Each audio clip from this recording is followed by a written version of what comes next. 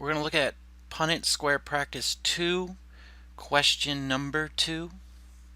We're going to be talking about the Manx cat. So first we're going to define the variables, and I see it does not actually list a capital T, right? So it says the Manx cat does not have a tail. The Manx cat is tailless, and it's a recessive trait. So we know that Manx is recessive, so I'm going to go to the small t here and write Manx. Now because Manx, I've never heard of Manx before personally, I'm going to write no tail.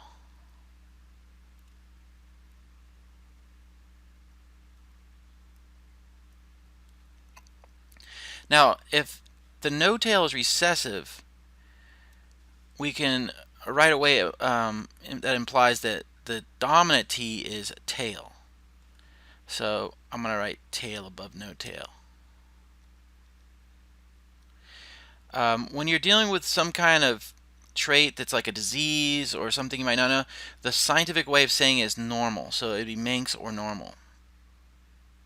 So you will see normal used sometimes, especially when you're talking about a disease.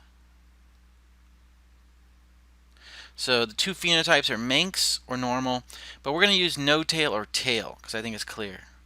The phenotypes, once again, there's 3, and they're always going to be homozygous dominant. Notice how I'm using the words. I'm saying them in my head, if not out loud. Heterozygous and homozygous recessive.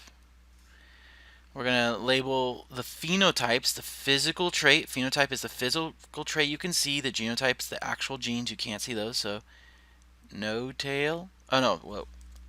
See, this is why we make the chart. This is tail. The tail is dominant. Tail and no tail. Manx.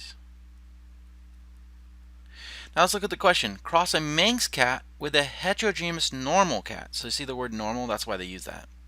That's just the way it is in genetics. That's what they use. So the Manx we know is right here. So we want one of these.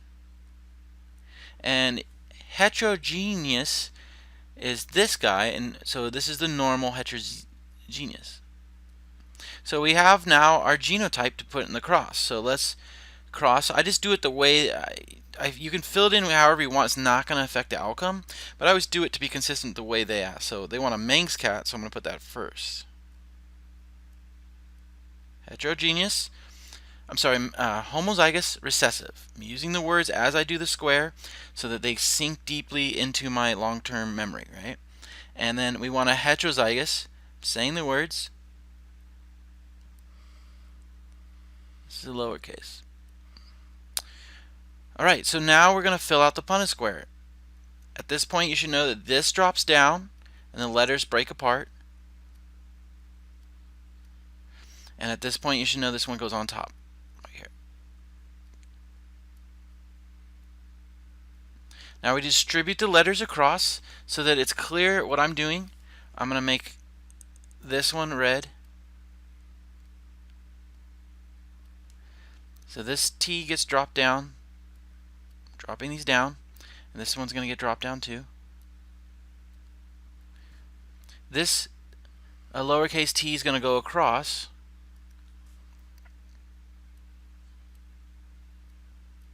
So this is the Manx genes, and these are your 4 potential offspring. Now remember, you should always label the phenotype. So let's label, okay, so this is heterozygous. Now remember, for these, you technically would write the capital first, and so what you do in this case is you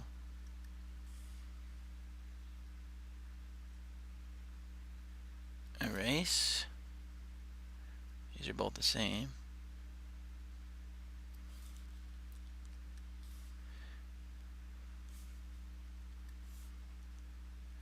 And this is just the convention. As you get better at this, you won't have to do it by erasing. You'll know, you'll see it coming. But by convention, you always write it. So the uppercase T one on the left. But like I said, it will not matter as long as you get the T in the box. The dominant T is going to supersede the recessive T, and you'll get that trait. So we are going to get a heterozygote here. This is a tail. This is a tail. Heterozygote is the tail. Homozygous recessive is no tail. No tail. So I'm going to actually circle, just because it's so hard to see, I'm going to circle the no tails. Because the whole point of writing the phenotype in there is we don't want to get confused when we start counting. So we know we have 2 no tails, circled in no tail, the red. And we have 2 with tail. So now we just go and answer the questions. The dominant trait is tail. And how many of those do we have? We have 2 tails, 2 out of 4.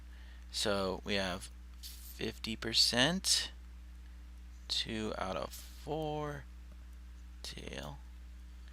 And the recessive trait is the no tail, and we have 2 of those.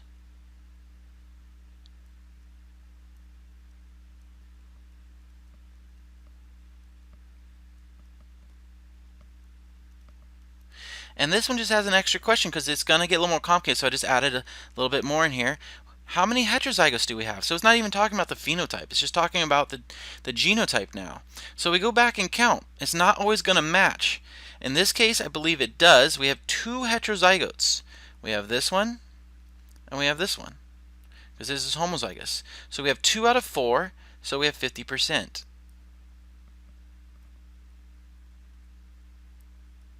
Heterozygous.